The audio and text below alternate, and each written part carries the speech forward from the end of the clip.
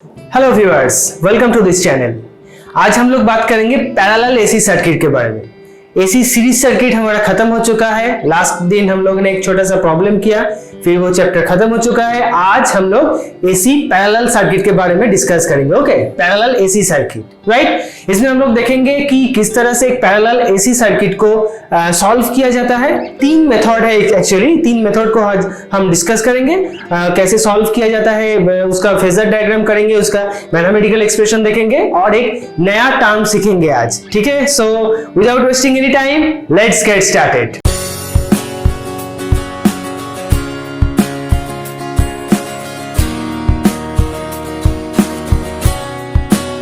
So parallel circuit में आप नाम से ही समझ सकते हो कि पैरेलल सर्किट मींस ये जो इलेक्ट्रिकल एलिमेंट है, रेजिस्टेंस, इंडक्टेंस और capacitance, these are connected in parallel. Okay, so as I already told that parallel circuit को सॉल्व करने के लिए तीन मेथड्स है। तो हम लोग फर्स्ट मेथड करेंगे। फर्स्ट मेथड है vector method. Okay, vector method मतलब ये जो सर्किट हम लोग करने जा रहे हैं उसका वेक्टर डायग्राम ड्रॉ करेंगे, फेजर डायग्राम ड्रॉ करेंगे, वहां से ग्राफिकली हम लोग कुछ निकालना चाहेंगे। उसका पैरामीटर, जो सर्किट का पैरामीटर है वो हम लोग निकालेंगे। ठीक है, तो first draw a parallel circuit.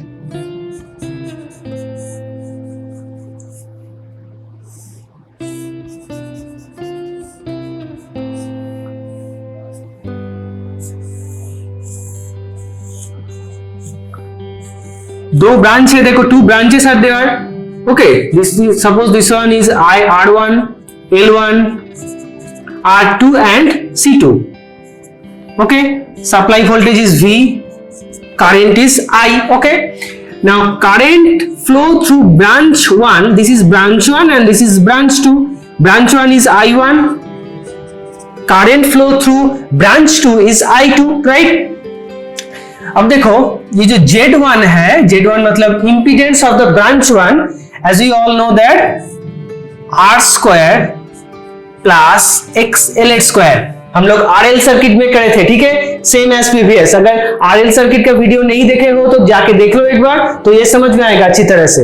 वहां पे डिटेल्स डिस्कस किए हुए हैं। ठीक है, सो क्या होगा, φ1 जो है मतलब angle between I1 and V1। Okay, ये जो ब्रांच 1 से करंट जा रहा है I1 और यहाँ पे जो सप्लाई वोल्टेज है V, उसका एंगल क्या होगा, tan inverse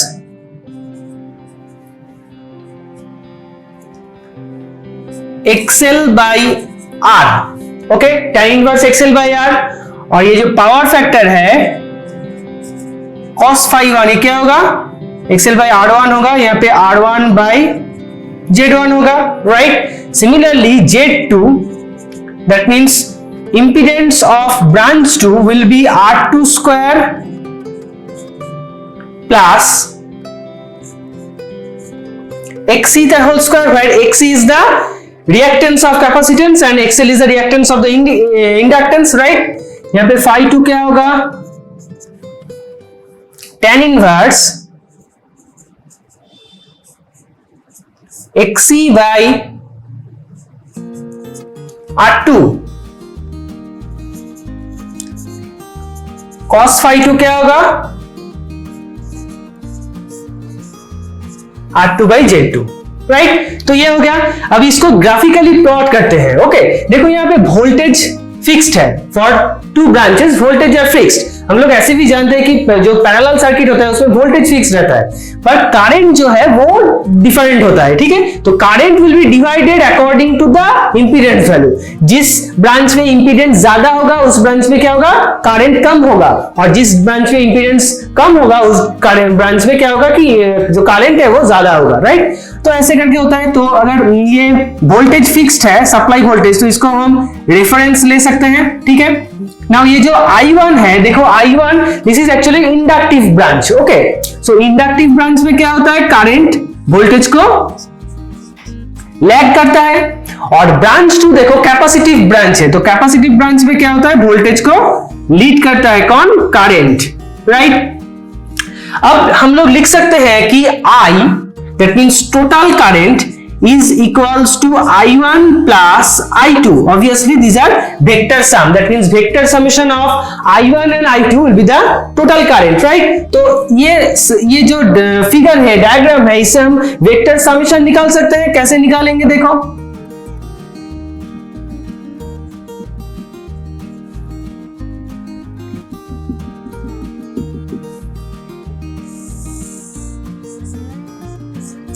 okay, this is the total current, right? Now angle between I1 and V, phi 1, where phi 1 equals to this, and angle between I2 and V is phi 2.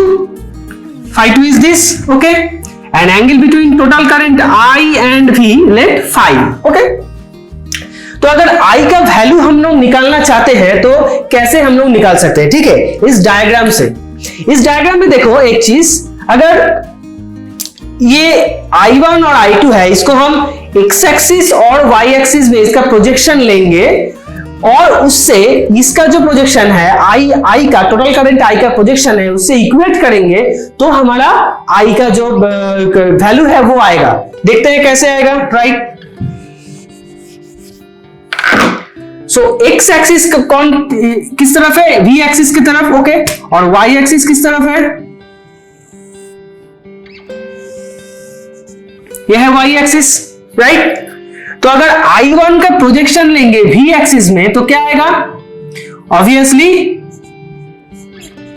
I1 cos phi 1 हम लोग सभी जानते हैं, और I2 का अगर projection लेंगे तो क्या आएगा,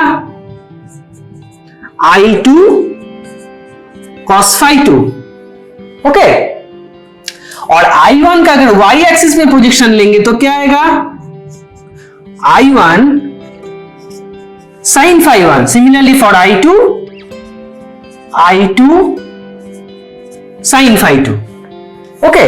तो ये जो प्रोजेक्शन हमने ले लिया कि x एक्सिस और y एक्सिस में, अब देखो क्या है, टोटल x एक्सिस में I1 और I2 का प्रोजेक्शन क्या है, that means x axis component, ये जो cos टर्म है इसको हम क्या बोलते हैं, reactive component, sorry active component, और ये जो y एक्सिस में जो टर्म है उसको हम क्या बोलते हैं, reactive component, okay? So active component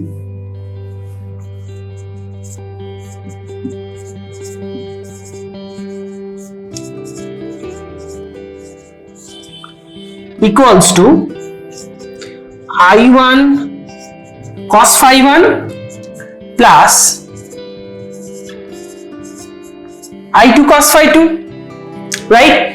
And reactive component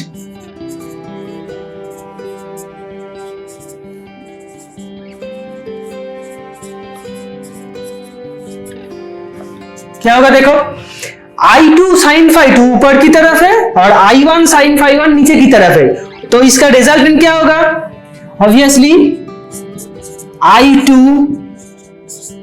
sin phi 2 minus होगा I1 sin phi 1, राइट? क्योंकि ये दोनों ऑपोजिट डायरेक्शन में है, तो इसका रिजल्टेंट कैसे निकालेंगे हम, एक से दूसरे को सब्सट्रैक्ट करके, राइट? तो ये आ गया रिएक्टिव कंपोनेंट। नाउ ये जो एक्टिव कंपोनेंट है, मतलब ये total active component, okay, total active component I1 and I2. Similarly, this is total reactive component for I1 and I2, right? इसको एक लाइन से अलग कर देते हैं, राइट? तो total component of I1 and I2 आ गया, active component and reactive component दोनों आ गया, राइट? तो अब देखो ये जो I1 और I2 का वेक्टर समेशन, मतलब वेक्टर सम क्या है, I, राइट? तो I का मतलब active component of I, active component of I क्या होगा, I cos phi. Similarly,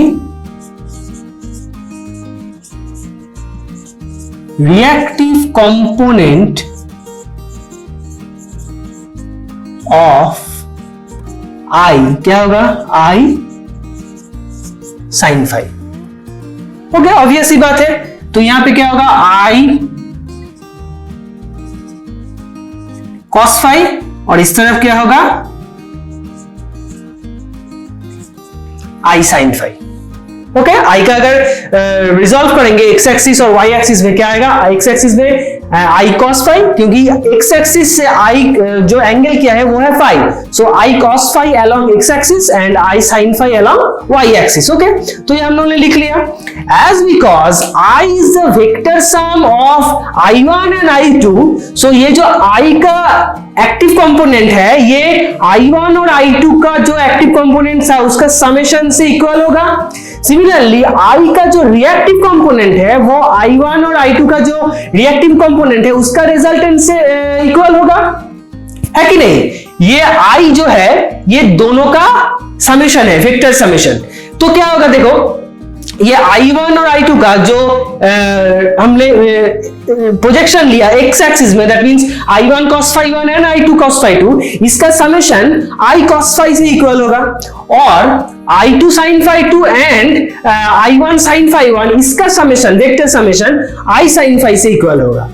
ठीक है, तब हम निकाल सकते हैं i का वैल्यू। ओके, तो इसको मिटा देते हैं।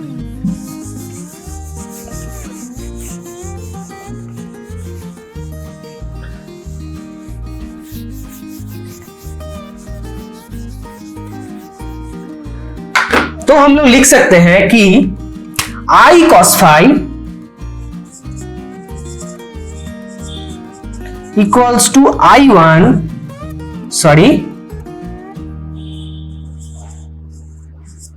cos phi 1 plus I2 cos phi 2, and I sin phi equals to I2 sin phi 2 minus i1 sin phi 1। Okay, क्योंकि ये जो रिएक्टिव कंपोनेंट इसका रिजल्टेंट क्या है? i2 sin phi 2 minus i1 sin phi 1, सो I sin phi equals to this. Okay, अब हम अगर कुछ इस तरह लिखेंगे, देखो I cos phi तार whole square plus I sin phi तार होल स्क्वायर इक्वल्स टू क्या लिख सकते हैं हम? The whole square of this plus this. Okay, so i1 cos phi 1 plus i2 cos phi 2 तार whole square plus i2 sin phi 2 minus i1 sin phi 1 तार whole square. Okay, ये कुछ बड़ा दिख रहा है पर ऐसे हार्ड नहीं है। ठीक है, ठंडे दिमाग से सोचो तो ये बहुत इजी है। हमने क्या किया, मैं फिर से बता रहा हूं, देखो आई का एक्स एक्सिस में प्रोजेक्शन लिया, i1 का, i2 का एक्स एक्सिस में प्रोजेक्शन लिया, उसका रिजल्टेंट निकाले, और कुछ नहीं। ये जो पोर्शन है ये resultant of I cos phi 1, I1 cos phi 1 and I2 cos phi 2। Okay, next हम लोगों ने क्या किया, ये जो I1 का y एक्सिस में हम लोगों ने प्रोजेक्शन लिया, राइट, और I2 का भी सेम किया, उसको दोनों का रिजल्टेंट निकाले, तो रिजल्टेंट ये आया। ये जो रिजल्टेंट वैल्यू है active, resultant of active and reactive component, ये हम लोगों ने किससे इक्वल किया? I का जो एक्टिव कंपोनेंट है और I का जो रिएक्टिव कंपोनेंट है। ओके, तो ये है I का एक्टिव कंपोनेंट और ये है I का रिएक्टिव कंपोनेंट, तो इक्वल किया हम लोगों ने, राइट। फिर हम लोग ये जो इक्वेशन है कुछ ऐसे इस फॉर्म में लिखे, right, so I cos phi तार whole square I sin phi तार होल स्क्वायर। ओके, तो हम लोग क्या लिख सकते हैं, देखो दिस इज, मतलब ये है, this is means I square, अगर हम कॉमन ले ले तो क्या आएगा अंदर में, sin phi sin square phi plus cos square phi, है कि नहीं? This means I square cos square phi and I square sin square phi. So I square को हम लोग कॉमन ले लिया तो sin square phi plus cos square phi. Okay, this is equals to this I1 cos phi 1 plus I2 cos phi 2 plus I2 sin phi 2 minus I1 sin phi 1 का whole square, ये भी whole square होगा। Okay, तो तो sine square theta plus cos square theta it is 1। तो क्या आएगा आई square equals to this. अगर हम लोग एक में लिख लेंगे स्टेप जंप करके तो क्या आएगा देखो, I equals to root under, that means I square equals to this plus this. Okay, so I equals to I1 cos phi 1 plus I2 cos phi 2 তার whole square plus I2 sin phi 2 minus I1 sin phi 1 का whole square. Okay, ये पूरा whole square के root के अंदर आएगा। ठीक है, तो root over of this square plus this square, तो I का वैल्यू ये आएगा। ठीक है, तो I का वैल्यू क्या आएगा, I equals to root under I1 cos phi 1 I2 cos phi 2 का whole square I2 sin phi 2 minus I1 sin phi 1 का होल स्क्वायर। ओके, तो ये I का जो न्यूमेरिकल वैल्यू है, मैग्नीट्यूड है, वो आ गया। अगर हम लोग एंगल निकालना चाहते हैं तो क्या होगा देखो, तो एंगल हम लोग क्या जानते हैं कि reactive component divided by the active component. देखा हम लोगों ने अगर जब cos phi 1 निकाले थे इस सर्किट के लिए तो क्या किया था कि XL divided by R, tan inverse XL divided by R. Okay, तो इस बारे में भी हम लोग सेम लिखेंगे।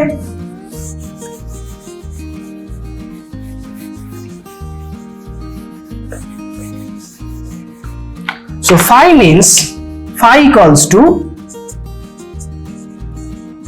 tan inverse I2 sin phi 2 minus I1 sin phi 1 divided by I1 cos phi 1 plus I2 cos phi 2, that means y component divided by x component। Okay, तो ये आ गया angle between I and B। Okay, and this is the value of I। Okay, तो this one is a method by which we can calculate parallel AC circuit। ठीक है, ये एक method है। देखो इस मेथड में हमने क्या किया कि ये जो दो ब्रांच है इसका पहले फेजर डायग्राम मैंने हम लोगों ने ड्रॉ किया। फेजर डायग्राम क्या है देखो, ब्रांच 1 है inductive, so current will lag the voltage by some angle. Branch 2 is capacitive, so current will lead the voltage by an angle। okay, so फिर देखो हम लोगों ने क्या किया कि I equals to I1 plus I2 vector sum. so vector sum हमने कैसे निकाले कि इसका रिजॉल्व किया x एक्सिस और y एक्सिस में, similarly for I2 and similarly for I। तो x एक्सिस में total resolution equals to the reactive active portion of I, so I cos phi equals to this and I sin phi equals to this. तो हम लोगों ने equal किया उसको, फिर इसको स्क्वायर करके हम लोगों ने ये वैल्यू निकाले। ओके, तो ये हो गया नंबर 1 मेथड। ओके, तो अब देखते हैं कि नंबर 2 मेथड क्या है। So our second method is admittance method.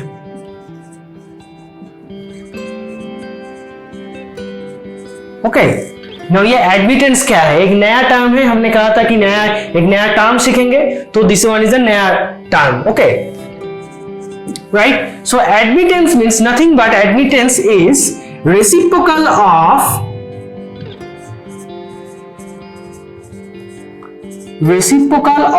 impedance। okay, and it is denoted by y, जिसका यूनिट है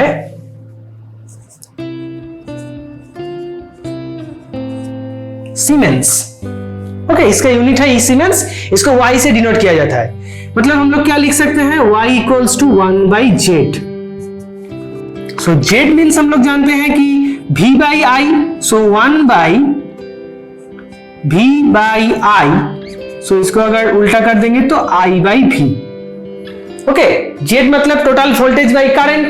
okay, so 1 total voltage by current, so इसको उल्टा कर दोगे तो i/v। Okay, that means RMS value of current, that means RMS of current divided by RMS of voltage।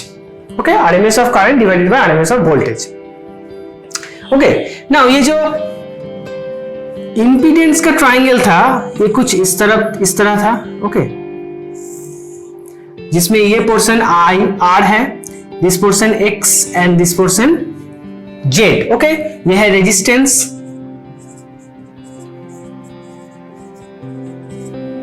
यह है reactance, this one is impedance.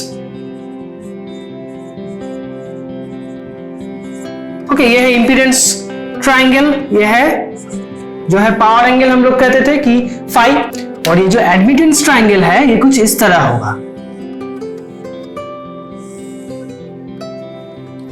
This one is Y, that means admittance. This one is G and this one is B. Okay? यहाँ पे क्या था? Resistance and reactance, पर यहाँ पे G और B है। G तो फिर G क्या है? G is the conductance.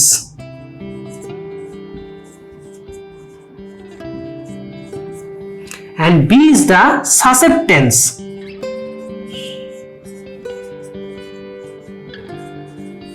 Okay? और Y तो है एडमिटेंस।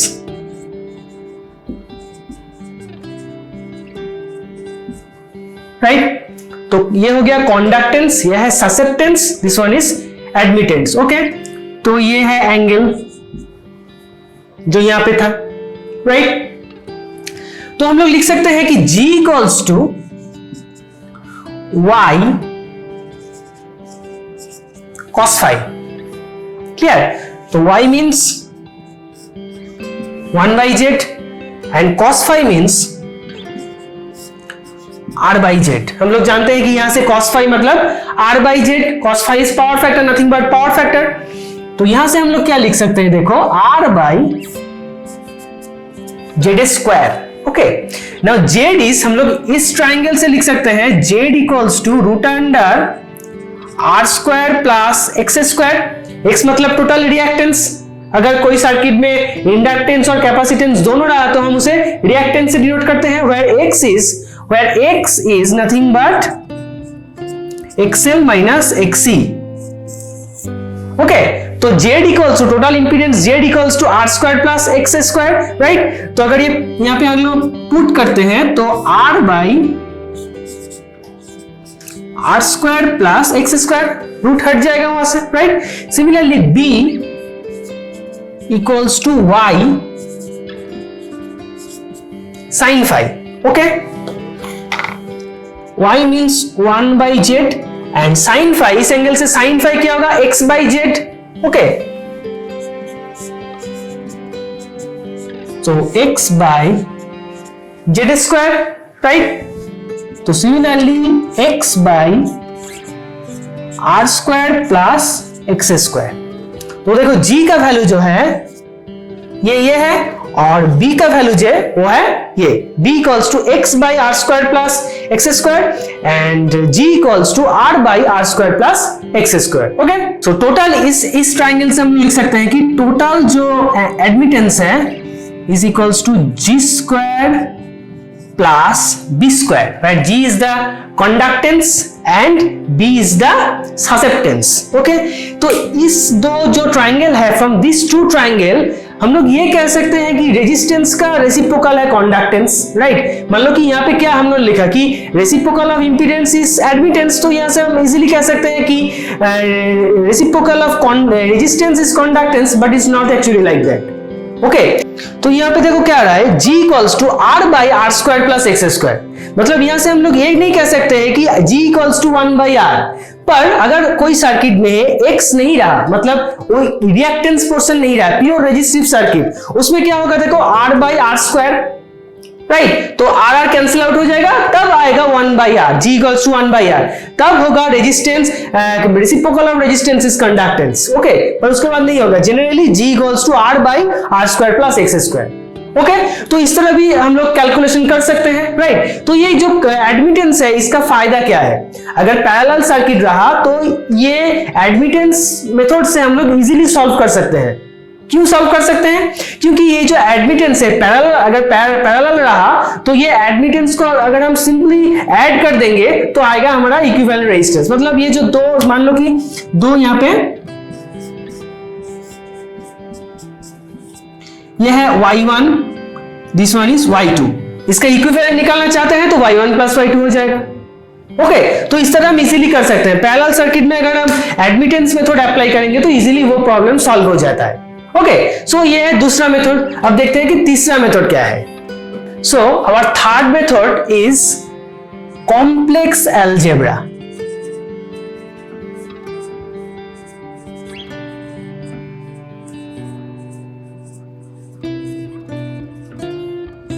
ओके तो आप लोग सोच रहे हैं कि मैथमेटिक्स हम पढ़ाने जा रहे हैं, बट ये एक्चुअली नहीं है, ये मैथमेटिक्स का ही पोर्शन है, पर ये कॉम्प्लेक्स अलजेब्रा जो है ये पैरेलल सर्किट, एसी सर्किट को सॉल्व करने के लिए जरूरत होता है, इसलिए इसको समझना बहुत जरूरी है। ओके सो कॉम्प्लेक्स अलजेब्रा में देखो हम लोग पहले एक पैरेलल सर्किट ड्रॉ कर लेते हैं।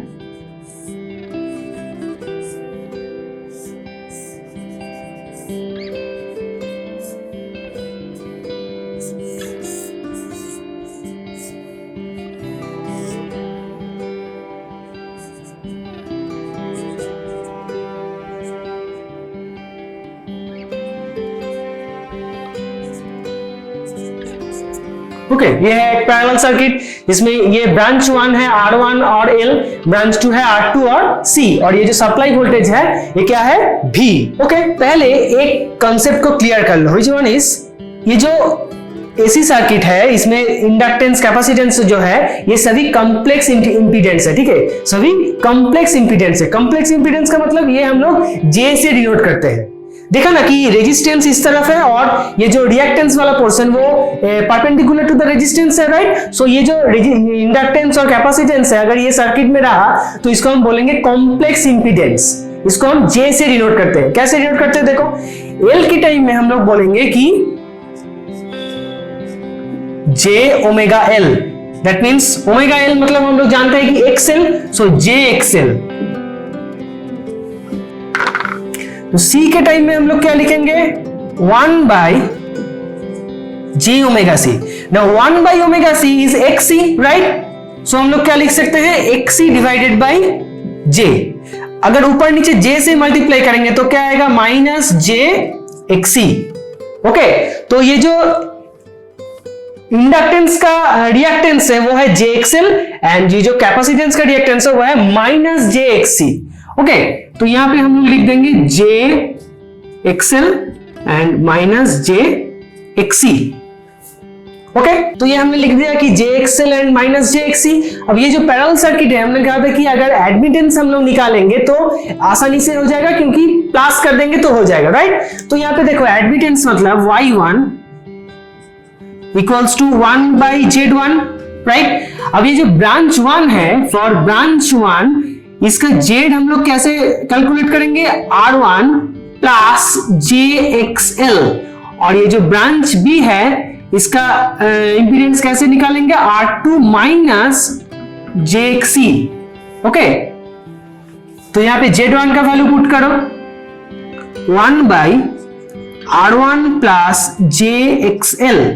ओके इसको अगर फिर से कैलकुलेट करोगे तो ये जो J नीचे है इसको अगर हटाना चाहते हो तो क्या करोगे, ऊपर नीचे R1 माइनस JXL से मल्टीप्लाई करना होगा, R1 plus JXL into R1 minus JXL।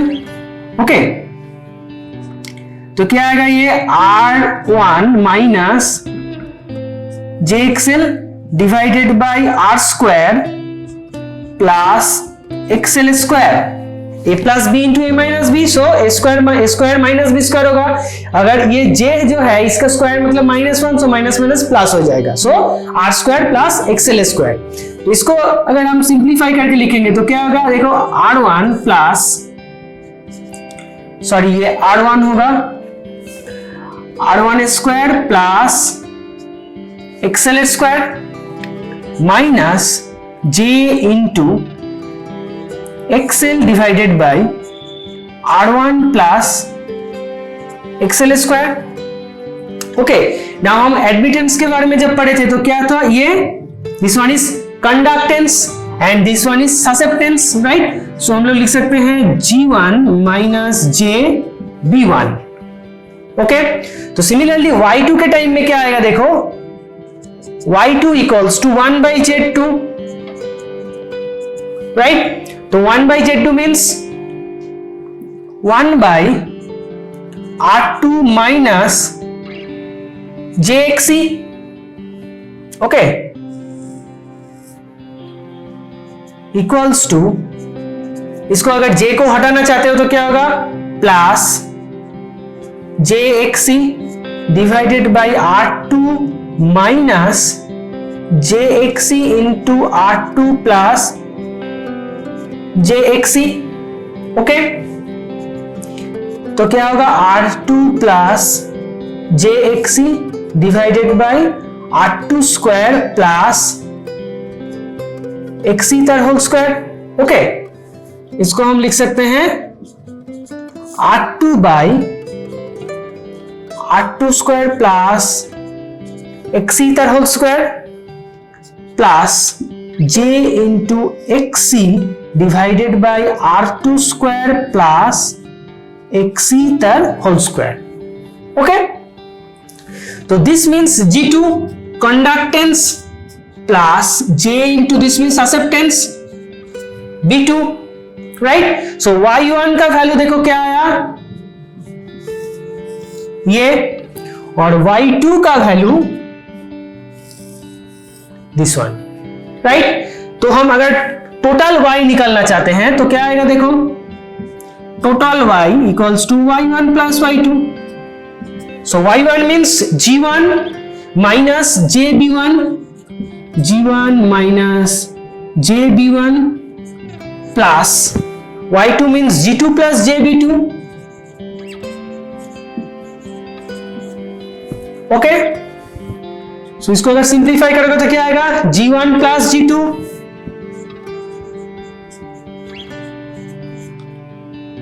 Minus, minus भी कर सकते हो, प्लस भी कर सकते हो, ठीक है, मैं प्लस कर लेता हूं, J into B2 minus B1, okay. So क्या है, G1 plus G2 minus J into B2 minus B1, यह है total admittance of the circuit, okay. तो इसको हम लिख सकते हैं capital G plus J into capital B, okay, J into capital B। अगर इसका मॉड्यूलस वैल्यू निकालना चाहते हो तो क्या होगा, देखो, mod of Y equals to root under G square plus B square, and angle, suppose angle है phi, so tan inverse B by G, okay. तो ये आ गया एडमिटेंस का टोटल वैल्यू, मैग्नीट्यूड वैल्यू, और ये एंगल, राइट। तो इस तरह से हम लोग एक पैरेलल सर्किट को इजीली सॉल्व कर सकते हैं by admittance and complex algebra formation, okay. So this is about the parallel AC circuit, okay. हम एक प्रॉब्लम सॉल्व करेंगे पर वो अगले क्लास में करेंगे, क्योंकि इस क्लास में बहुत लेंथी हो चुका है वीडियो, तो और नहीं करना है, फिर इसको समझो, राइट। फिर हम लोग जब प्रॉब्लम सॉल्व करेंगे तो ये जो थ्योरी है, इतना सारा कैलकुलेशन है, ये अच्छी तरह से समझ में आएगा, राइट। सो आज के लिए इतना ही, मिलते हैं अगले वीडियो में, तब तक के लिए टाटा एंड गुड बाय। और those who are new in this channel, please subscribe the channel and share it with your friends. Tata.